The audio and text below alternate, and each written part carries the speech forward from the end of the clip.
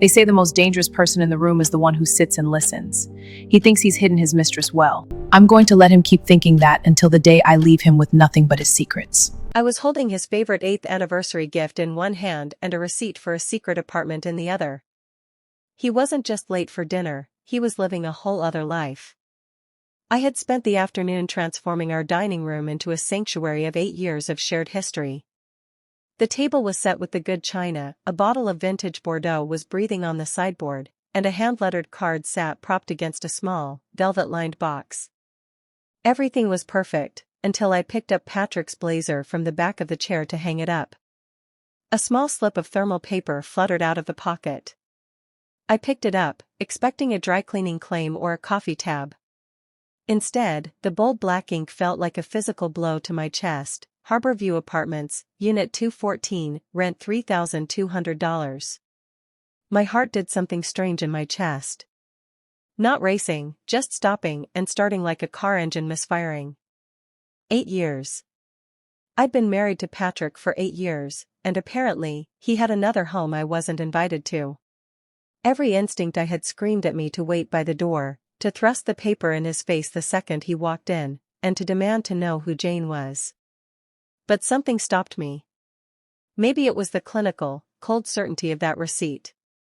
It wasn't a mistake, it was a line item in a budget I hadn't authorized. So, I decided to play along. When Patrick finally walked through the door at 8:15 p.m., smelling of expensive cologne and late meetings, I didn't scream. I tucked the receipt into my own pocket, smoothed my dress, and offered him a glass of wine. "Happy anniversary, honey," I said, my voice steady enough to fool a polygraph. "Happy anniversary, Anne," he replied, kissing my forehead with the same practiced tenderness he'd used since we were college sweethearts. "I'm so sorry I'm late." The board meeting ran over. He was lying perfectly. Not a single crack in his composure. I'd been married to Patrick since we were 23. I was the steady one, the senior accountant who managed our $250,000 in savings, the woman who kept our world running so he could climb the corporate ladder. He always said I was his foundation. I was proud of him. So damn proud. I had supported every late night and every business trip, believing his success was our success. But as I watched him smile at me across the candlelight, I realized that while I was funding our future, he was using my expertise to build an exit strategy. The man sitting across from me wasn't just my husband, he was a fraudulent account, and I was about to start the audit of a lifetime. If you are enjoying this story of betrayal and calculated revenge, make sure to subscribe and hit the notification bell so you never miss a chapter of Anne's journey from heartbroken wife to the woman who took it all back. The anniversary dinner had gone cold an hour ago, but Anne kept the candles burning. She sat across from Patrick as he ate, his fork scraping against the porcelain plate with that familiar rhythm she'd once found comforting. Now it sounded like mockery. "Sorry I'm late," he said between bites of the reheated lasagna. "Henderson wouldn't let us out of that budget meeting. You know how he gets." Anne nodded, her wine glass untouched. She knew exactly where Patrick had been. Unit 214. The apartment she'd discovered 3 days ago while looking for their tax documents on his laptop, a lease agreement buried in a folder labeled Contracts 2023. She'd driven there Tuesday afternoon, sat in her car across from the modest building on Riverside, and watched a brunette in yoga pants let herself in with her own key. "This is delicious, babe." Patrick reached for the bread basket, his wedding ring catching the candlelight. 8 years on his finger, and he wore it like a costume piece. "You didn't have to go to all this trouble." She studied his face, his mouth, he had used to whispered promises into her hair on their wedding night. Every detail was suddenly unfamiliar, like looking at a stranger wearing her husband's skin. "Happy anniversary," she said quietly. He smiled at her, that easy smile that had charmed her parents, convinced her friends he was the one, made her believe in forever. 8 years. Can you believe it? And could believe it. 8 years of this performance, maybe longer. 8 years of late meetings and client dinners and work trips that now assembled themselves into a different pattern entirely. The puzzle pieces had always been there, she'd simply refused to see the picture they made. Patrick poured himself more wine, completely at ease in his deception. He asked about her day with genuine seeming interest. He mentioned their upcoming vacation to the mountains. He was still playing house, still reading his lines perfectly. And realized with crystalline clarity that she was done being his audience. The laptop sat on Patrick's side of the bed, still warm from his morning use. And had never snooped before, 8 years of marriage built on trust, or what she'd believed was trust. Her hands trembled as she opened it, the password revealing itself through muscle memory, their wedding date. She knew what she was looking for. The contract's 2023 folder had been an accident, but accidents didn't happen in isolation. If there was one secret, there would be others. The folder was labeled Jane Work Files. Innocuous. Professional. And clicked it open. Photographs spilled across the screen. Patrick and a woman with auburn hair and a bright laugh, their bodies angled toward each other in that unmistakable language of intimacy. They weren't in a conference room. They were on a whitewashed terrace overlooking an impossible blue sea, wine glasses catching the golden light. The Santorini trip. Last September, when Patrick had told her the firm was sending him to a petroleum conference in Houston. And scrolled through the images with mechanical precision, cataloging each lie. Patrick's hand on Jane's lower back at a cliffside restaurant. Jane wearing Patrick's sunglasses, making a silly face at the camera. A selfie of them in bed, sheets tangled, her head on his bare chest. The timestamp read 6:47 a.m., September 23rd, and remembered that morning, she'd been at home, worried because Patrick hadn't called the night before. He'd texted later, "Sorry, sessions ran late, phone died." Her breath came in short, controlled bursts as she opened the document files. Emails dating back 3 years. 3 years. Anne's vision blurred at the edges, but she forced herself to read. Endearments and inside jokes, dinner plans and weekend getaways. A whole relationship, complete and detailed, running parallel to her marriage like a second life.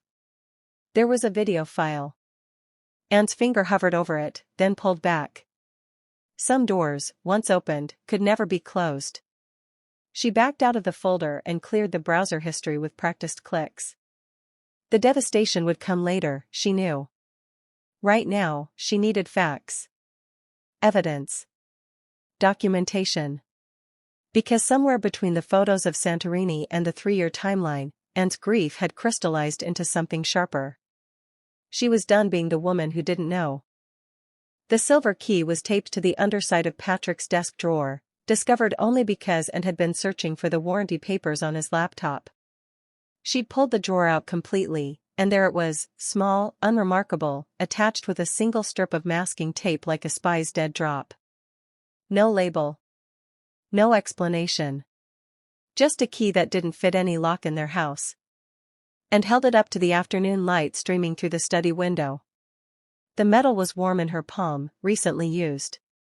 She thought of the lease agreement, the address burned into her memory, 847, Riverside Drive, Unit 214. Her heart hammered against her ribs as she grabbed her purse and car keys, moving before doubt could root her in place. The building was nicer than she'd expected. Luxury apartments with a doorman and potted topiaries flanking the entrance. And drove past it once, twice, her courage faltering. Then she saw it, Patrick's black Audi in the underground parking garage, visible through the entrance gate. Reserved spot 214, the number painted in crisp white letters on the concrete will stop. The husband's spot. And pulled into a visitor's space, her hands locked on the steering wheel.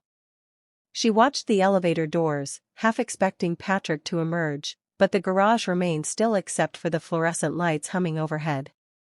His car was here on a Wednesday at 2 o'clock, when he was supposed to be at the office reviewing quarterly reports. She got out, walked to his car, touched the hood. Still warm.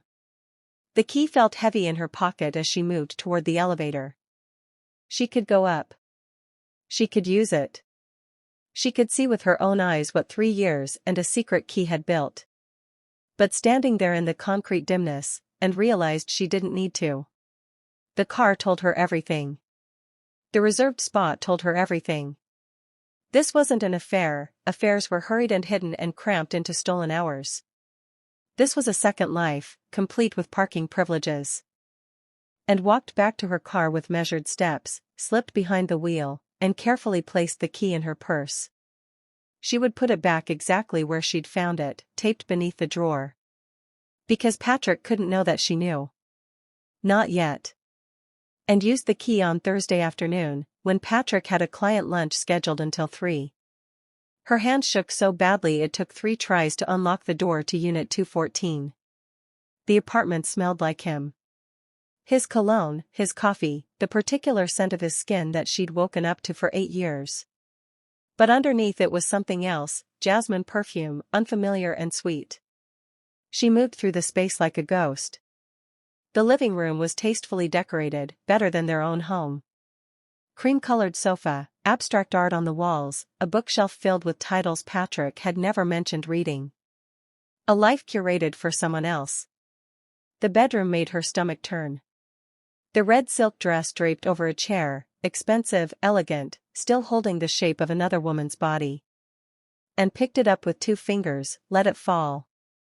On the nightstand sat a photograph in a silver frame, Patrick and Jane on a beach at sunset, his arms wrapped around her from behind, both of them laughing into the camera. They looked like a wedding announcement. They looked like forever. She shouldn't have opened the laptop on the desk. But her hands moved of their own accord, muscle memory from weeks of searching for truth. The file was labeled Future Plans and sat prominently on the desktop. And clicked it open. The document was methodical. Clinical. A timeline for divorcing and attorney recommendations, asset protection strategies, a narrative about growing apart and irreconcilable differences. There were notes about her behavior, twisted and documented. A has become increasingly distant and suspicious. Possible grounds for emotional abandonment. And then, in bullet points, obstacles to overcome, A's family connections. A's potential financial claims. A's reputation in social circle. And was an obstacle. A problem to be managed and overcome. 8 years of marriage reduced to strategic planning points. The nausea hit first. She barely made it to the bathroom, retching into a toilet that Jane had probably used that morning.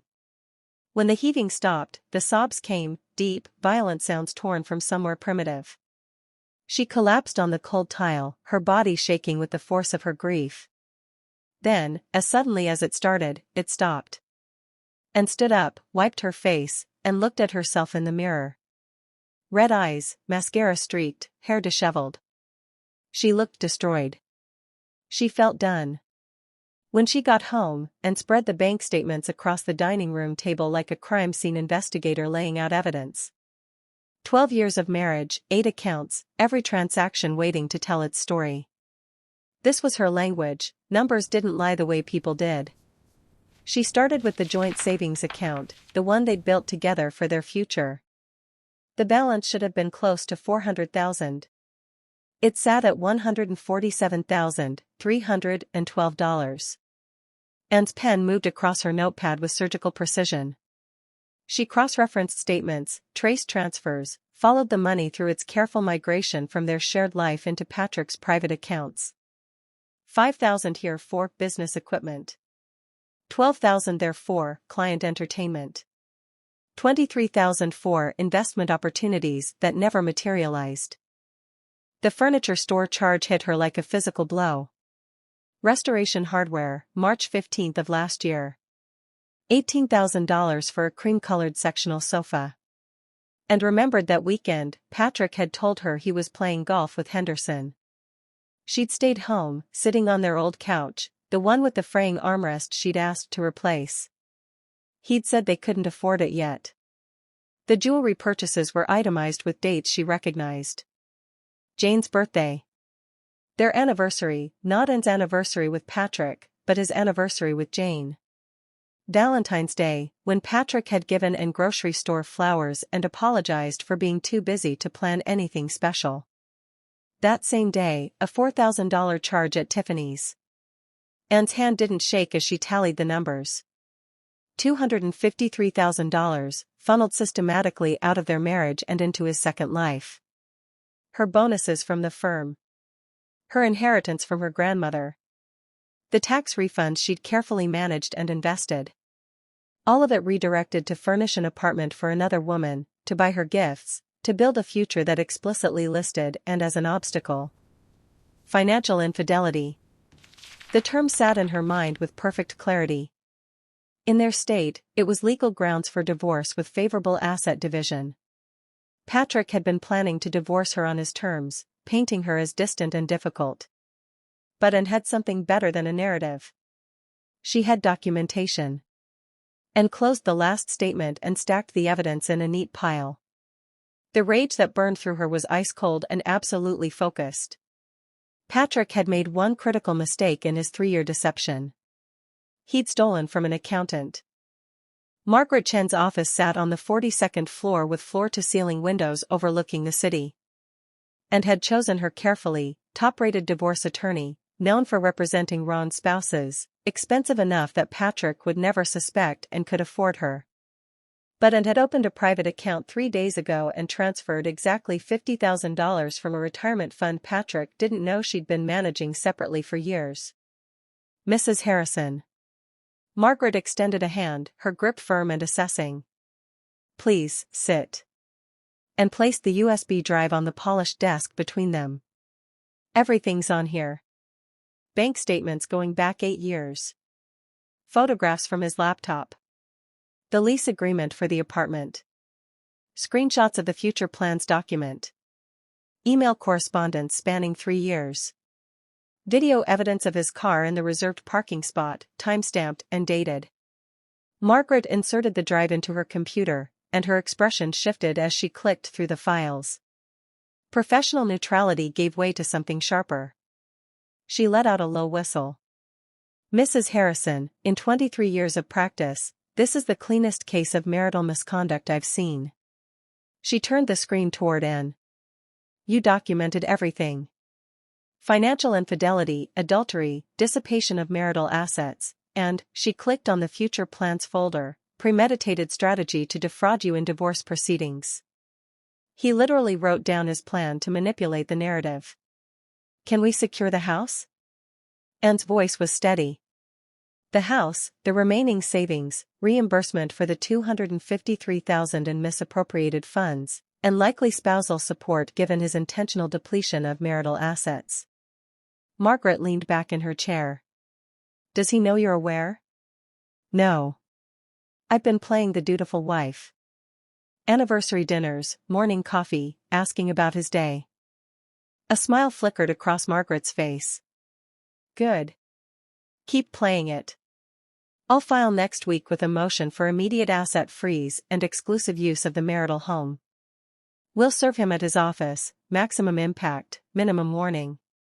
And felt something unlock in her chest.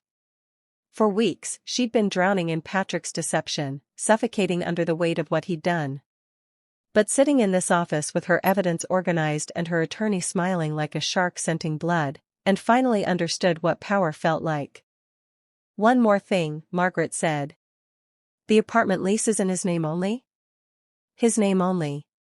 Perfect. Let him keep it. Margaret's smile widened. He's going to need somewhere to live.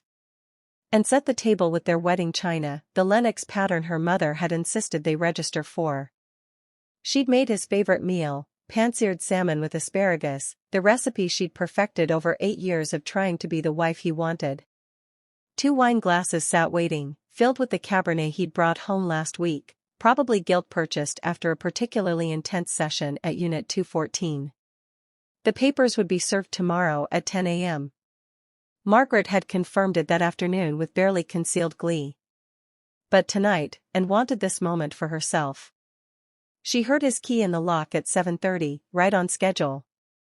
Patrick walked in, loosened his tie, and stopped when he saw the formal table setting. What's the occasion? He smiled that easy smile, the one that used to make her heart skip. Sit, and said. We need to talk. Something in her voice made him hesitate, but he sat. She placed a folder in front of him, not the legal documents, those would come tomorrow. This was her personal collection. She opened it slowly, revealing each piece like cards in a winning hand. The restoration hardware receipt. $18,000. The Tiffany's charge from Valentine's Day. $4,000.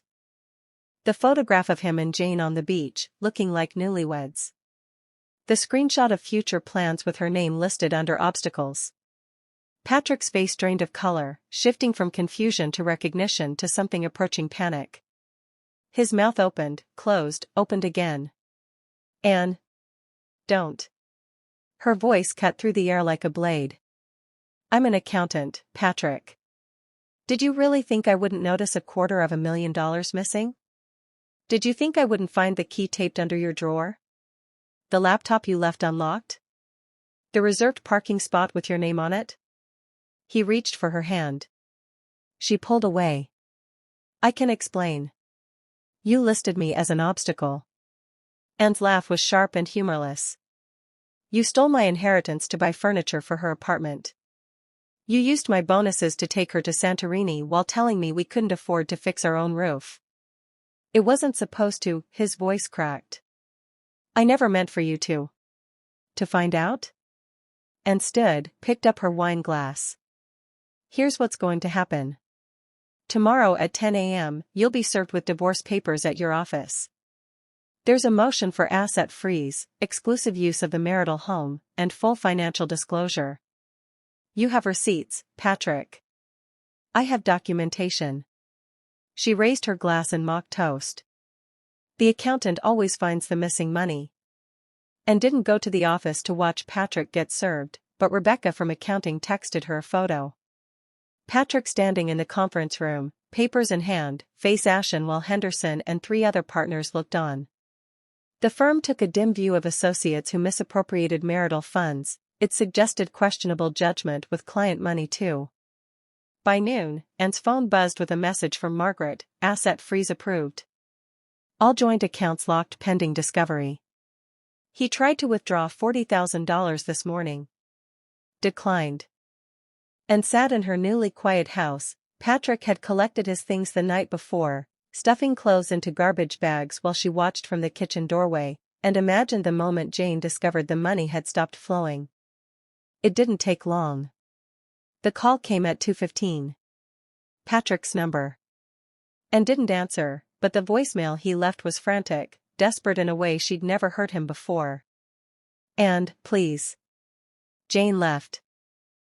His voice broke. The apartment lease is up next month and I can't access the accounts to renew it.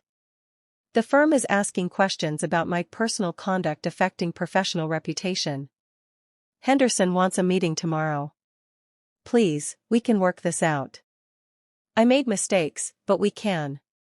And deleted it mid-sentence. Her lawyer called an hour later. Thought you'd want to know, he retained counsel this morning. Barry Mitchum, bottom-tier divorce attorney. Apparently, the good ones require retainers he can't currently pay. And pictured it with crystalline clarity, Patrick in the apartment he could no longer afford, surrounded by the $18,000 sofa and the Tiffany's gifts, now just expensive reminders of everything he'd destroyed. Jane was gone, of course she was. Jane had signed up for the successful corporate attorney with money to burn, not the scandal-plagued associate facing professional review and financial ruin. The house of cards hadn't just fallen. It had collapsed spectacularly, burying Patrick under the weight of his own construction. And walked through her home, the one Margaret assured her she'd keep, and felt the 8 years of betrayal begin to lift like morning fog. This wasn't about revenge was messy and emotional. This was about justice, precise and mathematical. Patrick had gambled that she'd never notice, never question, never fight back. He'd bet against the accountant and lost everything. The cottage sat 3 blocks from the lake, small and honest in a way the suburban house had never been. And had bought it with the settlement money. Patrick had been forced to reimburse every penny of the $253,000, plus her legal fees, plus half of everything else. The mortgage was in her name only. The deed bore only her signature. She'd chosen a place that required no performance. No perfectly manicured lawn for the neighbors, no formal dining room for entertaining clients, no master suite large enough to hide the distance between two people. Just a blue-shuttered cottage with a reading nook and a kitchen that caught the morning sun. And stood on the back porch with her coffee, watching November wind whip the lake into whitecaps.